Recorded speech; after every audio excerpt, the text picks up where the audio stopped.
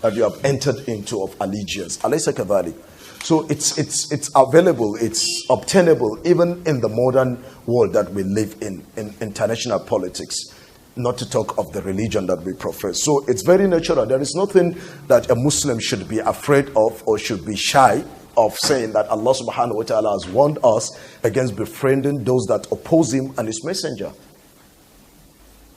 Wherever you find yourself in, you can't change the words of Allah. And we believe absolutely in the truthfulness of the words of Allah subhanahu wa ta'ala. We believe these are the words of Allah. So we don't have anything to run away from. So these are the words of Allah. We're going to read the words of Allah. We're going to explain the words of Allah as the scholars have explained the words of Allah. Yani Salafus Salih, and they got it from the interpretation given to the companions by the Prophet sallallahu alaihi wasallam. So who are we, because of the era that we find ourselves in, to start soft pedaling, and now you are afraid to be labeled whatever label they're out there to give, to mix your words, not to recite the words of Allah, not to even interpret them the way they ought to be interpreted. No.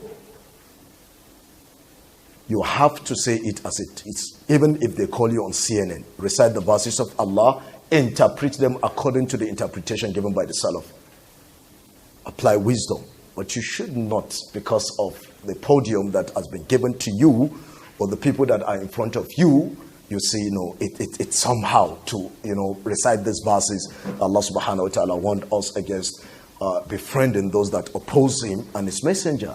And you accept that those that, look at it, for example, by virtue of giving allegiance to, for example, United States, some countries are forced to accept whatever Israel is doing because of their allegiance to the United States.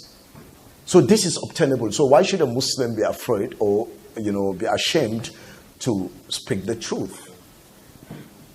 Allah subhanahu wa ta'ala is the creator of the universe.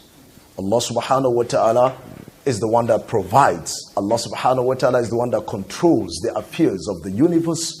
So if you cannot speak the words of Allah as they should be spoken of, then suffice to say that you are afraid of the creation as against being afraid of the creator. So we ask Allah subhanahu wa ta'ala to give us the wisdom, the strength, and the ability to represent Islam the way it should be represented without any fear of anything. Allah is the protector. Alaysa kadhalik. What we are saying is, from speaking the truth and telling people the reality of Islam, you attract them to the beauty of Islam.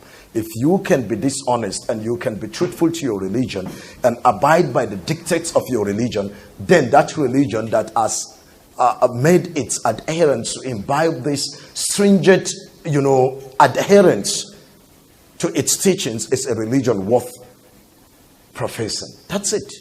But when you compromise, then suffice to say that you are not honest and there is something in your religion that is not commanding, strong allegiance. So that is why you compromise. But if you know the true teachings of Islam, then you will hang on to it and you will hold it as if there is nothing else. And indeed, there is nothing.